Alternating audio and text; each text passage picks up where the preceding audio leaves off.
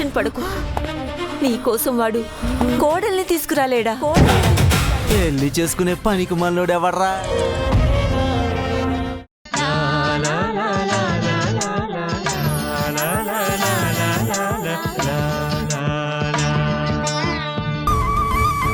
ఎక్కడికి వెళ్ళి ఉంటుంది?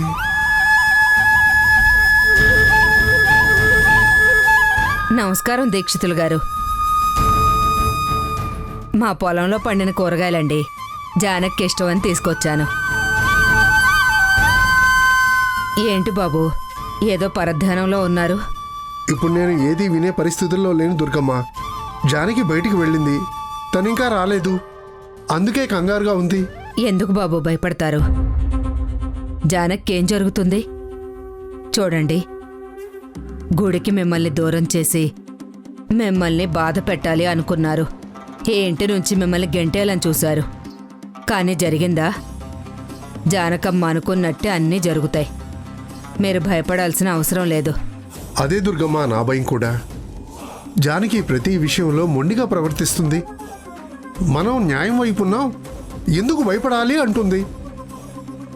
ఆ కోపంతోనే నువ్వు నా కూతురు కాదు అని చెప్పేశాను. ఆ తర్వాత నాలో నేను ఎంతో బాధపడ్డాను. నా కూతురికి ఎందుకు నిజం చెప్పాను అని చాలా బాధపడ్డాను. అవును బాబు, మీరు చెప్పారని జానకి నన్ను కూడా అడగడానికి వచ్చింది. కానీ నేను జానకితో ఏ నిజం చెప్పలేదు. ఏంటి దుర్గమ్మ, నిజాన్ని చెప్పలేదా? అంటే నువ్వు జానకి దగ్గర ఏ నిజం దాచావు? అంటే తను ఎవరికి పుట్టిందో నీకు తెలియదని చెప్పావు. మరిప్పుడు నిజాన్ని దాచాను అంటున్నావు. ఏం దాచావు? అదే బాబు, అది ఏం చెప్పలేదు అంటున్నాను. సరే, నేను వస్తాను. దుర్గమ్మ,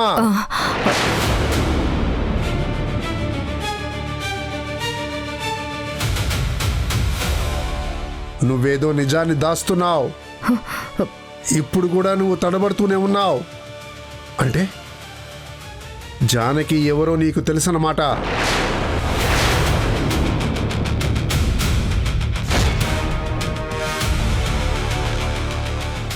ఆ రోజు కావాలనే నా దగ్గర నిజం దాచావు.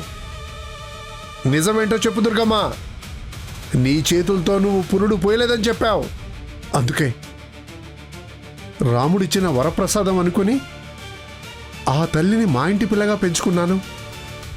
కానీ ఒక తల్లి నుంచి దూరం చేశావంటే ఆ తల్లిదండ్రులు ఎంత బాధపడి ఉంటారు. వాళ్ళ బాధకు మేమే కారకులం కదా. అందుకే కదా జానకి విషయంలో నేను కూడా ఎంత బాధను అనుభవిస్తున్నానో. ఇదంతా పాపమే కదా. క్షమించండి బాబు, ఇన్ని సంవత్సరాలుగా నా మనసులో దాచుకున్న నిజం ఎప్పుడు బయటకు చెప్పాలనుకున్నా ఏదో ఒక ఆటంకం ఎదురవుతూనే ఉంది.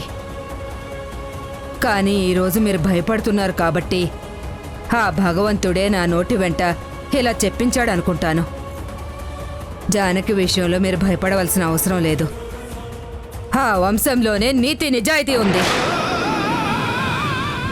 ఆ తల్లి రూపానికి ప్రతిరూపమైన జానకి కూడా అలాగే ఆలోచిస్తుంది. ఎప్పుడూ గెలుస్తూనే ఉంటుంది. దుర్గమ్మ, అసలు ఎవరి గురించి మాట్లాడుతున్నావు? ఏం మాట్లాడుతున్నావు? జానకి ఎవరి కూతురు? ఇంకా అర్థం కాలేదా దీక్షితులు గారు? ఆ దక్షమ్మ కూతురే జానకి. జానకి జానకి జానకి